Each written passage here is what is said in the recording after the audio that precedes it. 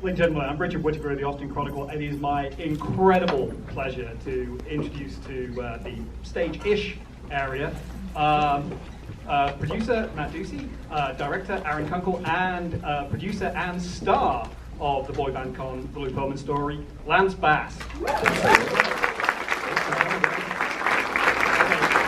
I'll throw it out to the audience for questions in a bit. Just remember, one question per person, and if it doesn't end with a question mark, it's not a question. But Lance, I'm going to start with you. When was the point where you realized that kind of nothing you knew about Lou was true? That everything you had to go back and go, okay, there's no trust now. This is trust and verify, or distrust and verify absolutely everything he's ever told you. This guy has been so important in making you today. I think it was a slow burn learning who Lou Pearlman was. As long as I knew him early on, we knew that he would embellish a lot. We just thought that was him. He would just make everything so much bigger, which was fun and cute. But then you start getting into the more serious tones of, okay, it's been 3 years, we haven't made a dime, can we just renegotiate and get a fair contract? And then it just went to just hatred. So that's when I realized, oh Lord, this is not the person we thought he was. And it was the first time in my life, I was a young kid, that someone was able to pull that on me. So in the end, the silver lining is I learned a good life lesson. Never trust a manager. Never trust a manager.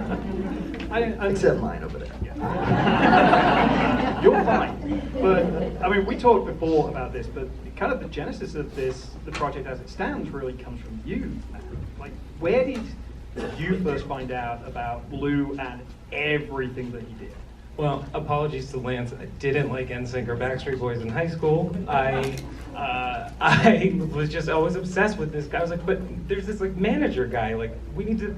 No one knew who I was talking about, and so I think it was just that weird obsession since I was just younger of like these kinds of figures who like have so much responsibility and are able to kind of influence so much behind the scenes. It's something that I always thought was really fascinating. And when he died, I came up to Aaron and we were like, we gotta make something with this, and thankfully, we were able to get to Lance, and Lance was like, oh my gosh, yes, we should do this, and it just kind of went from there.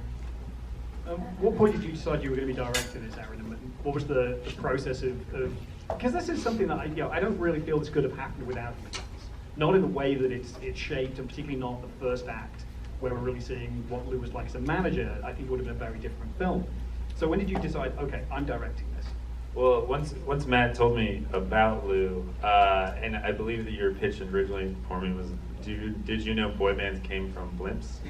And I was like, no, because it's weird. How does an image just deployed out the back of a Zeppelin with parachutes? And that was interesting right off the bat, and then we watched everything else that was out there about Lou, and it was all like really salacious, and it was all a lot of like Lou in hot tubs with guys and stuff like that, and it's just a lot of hearsay and rumor mongering, and we knew that wasn't the kind of story we wanted to tell, and we wanted to like actually get into it and figure out what actually happened, and the only way to do that was to get the actual people involved. So we had already met with Lance a couple times for other stuff, and we talked to him, and it was really inspiring when we talked to him. This is a story about Lance and all these people that he loved in his life and all his friends and family, and nobody had told it the right way. Nobody had told it a way that the people actually involved wanted it to be told and how they actually experienced it. So it was really inspiring that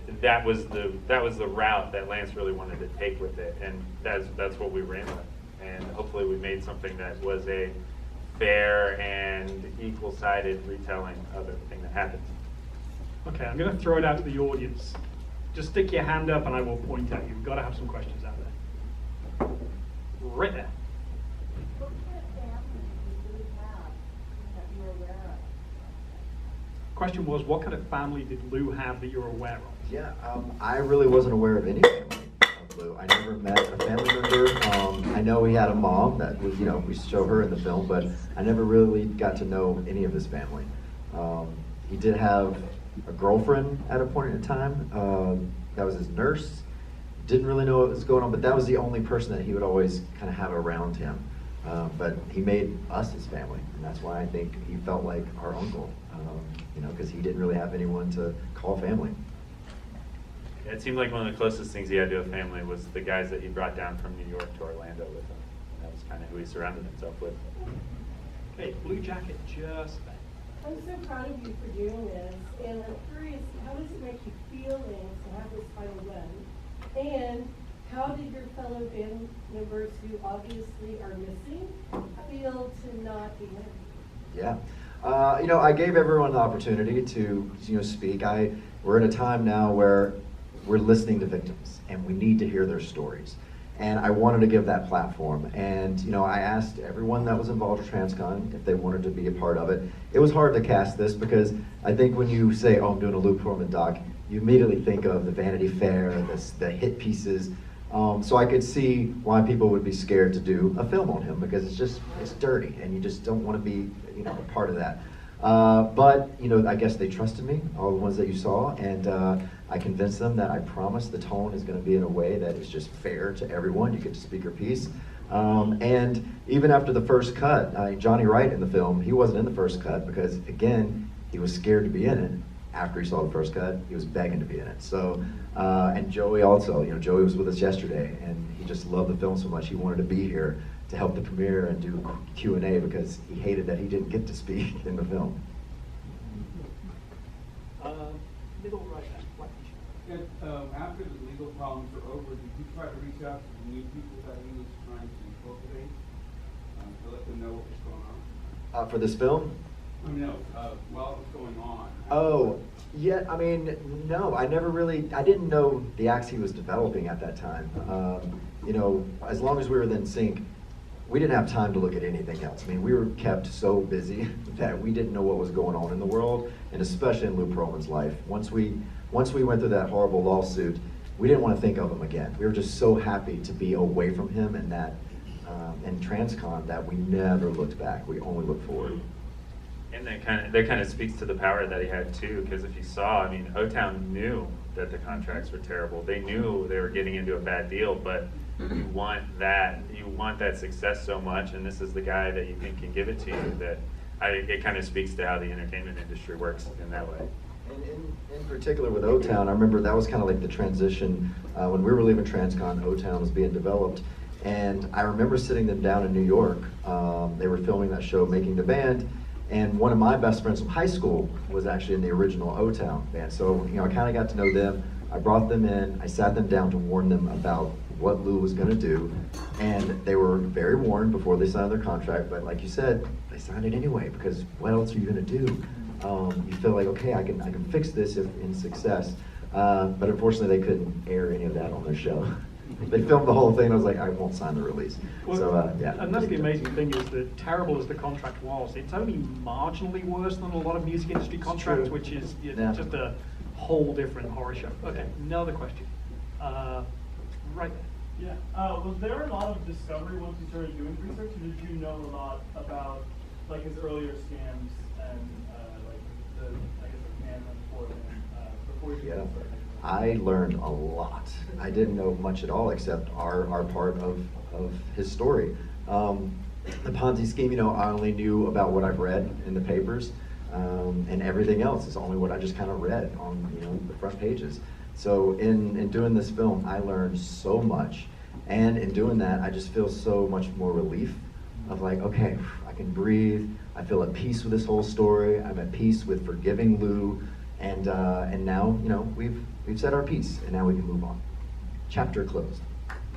And I think what's really fascinating is that somebody like Lou silos people off. Like that's the way that these people are able to get away with what they do. And I think what we struggle with the whole time is that everyone can tell one piece of the story, but nobody was clued into the entire piece of the story, because then you're able to figure out what's going on. So as long as everybody just has playing their kind of like specific little roles, you're able to kind of keep things from other people, which was really fascinating. He basically did the same thing to people in his life that he did to Backstreet and NSYNC. He kept them apart so that nobody could figure out, like, what's going on with this plane thing over here? Don't worry about it. The other guys are handling that. What's going on with the bands? So it was kind of how he did his life. Okay, we've got time for a couple more questions. White shirt right there. Thank you. I really want to know this one. So I'm wondering, after you guys figured everything out, did the relationship with you guys change? Did you guys become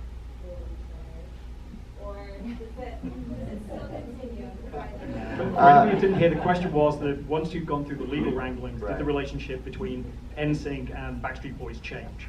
Well, inadvertently, we definitely helped each other out during our lawsuits because everyone would discover different information and it helped our lawyers. But we never really connected until many years later. I would say maybe, I don't know, 5 years ago, I really became good friends with AJ McLean, and now he's one of my best friends, and I get to see the guys. I've been to their show twice in Vegas, and it's great. And I wish we would have had that friendship during our years, because when I joined Transcontinental, I was so excited that his vision was for a Motown. And I was like, we could be a part of this new Motown era in Orlando, Florida, and we have all these groups that we can collaborate with and tour with and have fun. But it wasn't that way. It just was all about the competition to Lou at that point. Okay, another question. White shirt right there. Hi, Aaron seemed to find his interview really stressful. So how did you convince him to be part of that and keep going with the project? Yeah, I mean, Aaron was definitely in a rough place in his life at that time. I think that what it ultimately comes down to is we really wanted his voice in the film, and we're it's great that he's adding that dissenting voice. And what we thought that what we feel like it's coming from is what a lot of guys feel in a lot of ways is Aaron saw Lou as his dad. It was. He'd been with Lou since he was 6 or 7 years old, so Lou was probably one of the closest things he had to a father figure in his life, and he feels very protective of that, even though Lou took a lot of money from him too. So I think we really wanted his voice to be in it because he offers that perspective on the whole thing. I have to ask, I mean, there's so much in here, but you've only got so much time to fit in a life of complete weirdness. What was the story that you couldn't get in? There's something where you just go, I would love to have fit that anecdote in, but there was no space. That's you're reserving for volume 2. Oh man, you got anything? Yeah, I mean, there's so many layers that we started uncovering. This could have been an 8-part series easily, but we wanted to go with just the fact only. There's so many conspiracies out there that we could get into and start uncovering, especially his dealings in Europe and in Germany specifically. After we wrapped the film, I do a lot of shows with O-Town, and I started listening to the guys tell their stories in the dressing room, like, oh my gosh, like, why didn't we have y'all in this film? It was just insane, the stories that I was really listening to, that it went even darker. Yeah, and some crazy stories, just like to add on to the things he was doing that we did have. Number one, he never actually copyrighted the name Innocence, so when they came out, they started getting sued because he hadn't even gone through the trouble of actually getting their name. That was how basically little he cared about them. Yep. He, at some point, Lance told me this the other day, when he bought TCBY, he told the bands that it was because it's transcontinental yogurt. Believe it? You're like, well, why would anyone lie about that? And then there's another true story, which is actually kind of, you can see how it led to something like what happened with the airplanes, where apparently to sell McDonald's on the blimp, he took a toy blimp and put the McDonald's logo on it. And then he took that to Shea Stadium with his friend. He had his friend stand on the car, and they held it on a fishing pole over Shea Stadium, and he took a picture so it looked like the blimp was flying over Shea Stadium. And then he took that to McDonald's and was like, this could be you. And McDonald's was like, take our money. Yeah. Well, I'm afraid that's all we got time for. Thank you so much. Thank you everybody for coming. Thank you so much.